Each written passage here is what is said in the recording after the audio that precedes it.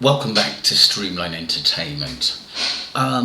With all that's going on with the P. Diddy case and many sort of famous people involved in going to his parties, some I think knew what were going on and others didn't. There's been a lot over the internet about Sony and Michael Jackson. Not only that, but also Whitney Houston, how she died. Because when Michael Jackson had said that he had a problem with Sony and that they're dishonest and that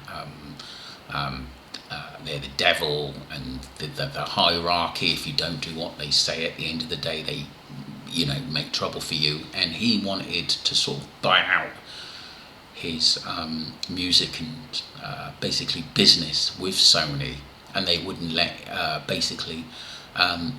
that they wouldn't let him do it, but it would seriously damage the other directors in what was coming in, because Michael Jackson back then was the kingpin and were bringing in a lot of money for Sony and a lot of their promotions as well.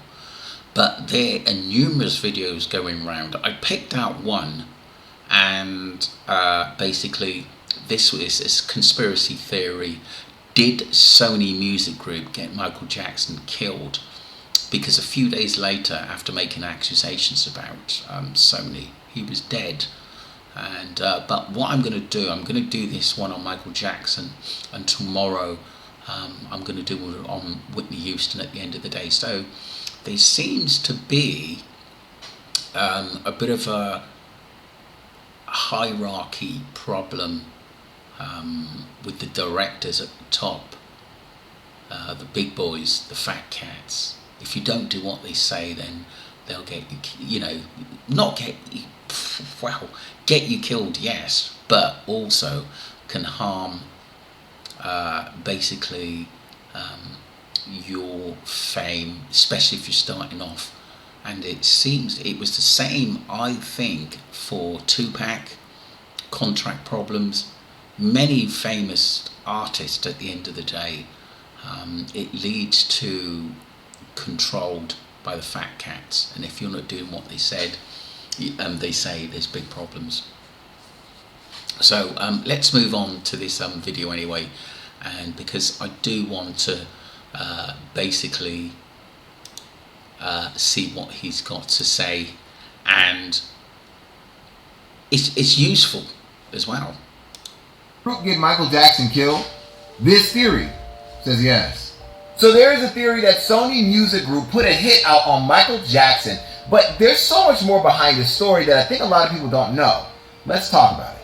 So first of all, Sony Music Group and Michael Jackson's estate just settled out of court not too long ago, which shows you just how deep this goes. But we gotta go back in time for you to understand. So first of all, Michael Jackson never wanted to work with Sony Music Group. It just kind of happened one day. Actually, back in 1988, CBS Records was bought by Sony Music Group, and so, of course, naturally, Michael Jackson had to renew his contract with Sony Music Group and not CBS Records. This renewal of the contract happened in March of 1991. And after March of 1991, Michael Jackson's life got a lot worse. According to the Sony Music Group deal, Michael Jackson had to produce a ton of records, as well as like music box sets and greatest hits records, and Michael Jackson wasn't feeling all that. So about 10 years into the contract, Michael Jackson released an album called Invincible, which this was disappointing for him because he wanted to make sure that he was detached from Sony Music Group so he didn't have to share his revenue or any of the other benefits with Sony Music Group. He hated those people. In fact, the relationship between Sony Music Group and Michael Jackson was so bad that Michael Jackson wanted to end the agreement before the president of Sony, who was Tommy Mottola, even knew about it. But boy, once Tony Mottola found out Michael Jackson wanted out, Tony Mottola acted like a mob boss.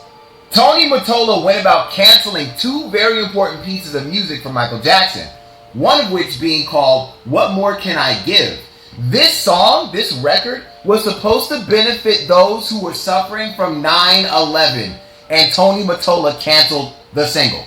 Wait, it gets worse. Then come to find out, Michael Jackson's lawyer who was helping him with this whole Sony deal actually was in the pocket of Sony the entire time. Michael Jackson, tired of the craziness, comes out and publicly shames and criticizes Sony Music Group and Tommy Mottola.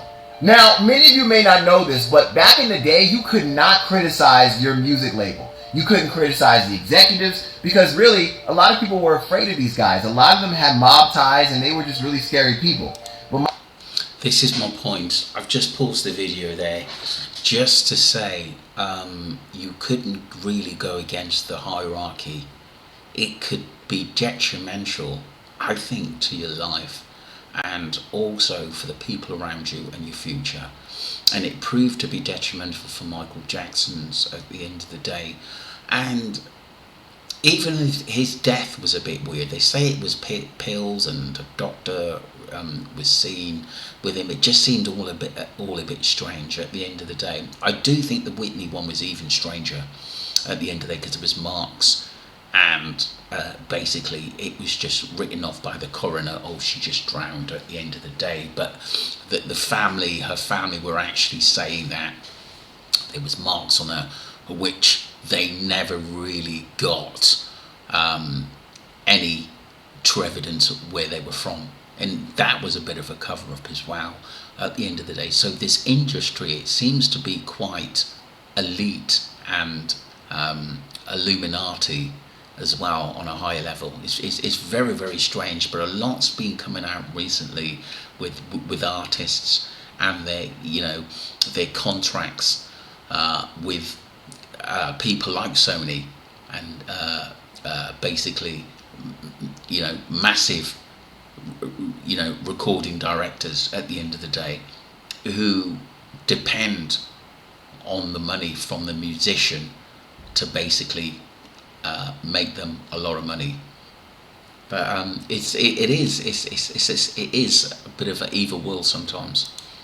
But Michael Jackson was the king of pop. He didn't care. But many conspiracy theorists believe that after he criticized Sony Music Group and Tony Mottola, that was the beginning of the end for Michael Jackson. After Michael Jackson left Sony Music Group, he died shortly after. Many believe the man that killed Michael Jackson was also in the pocket of Sony Music Group, and that's also why he didn't get that much time behind bars. In fact, he got almost no time behind bars for killing the king of pop. The Michael Jackson and Sony Music Group story is wild and unfortunate, but it's also a lesson to teach aspiring artists to be careful who you sign contracts with. Anyway, tell me.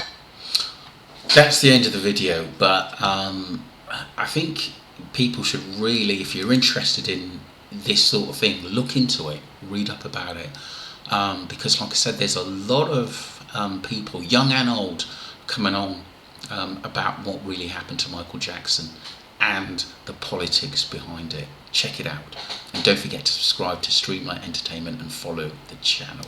Thank you very much indeed.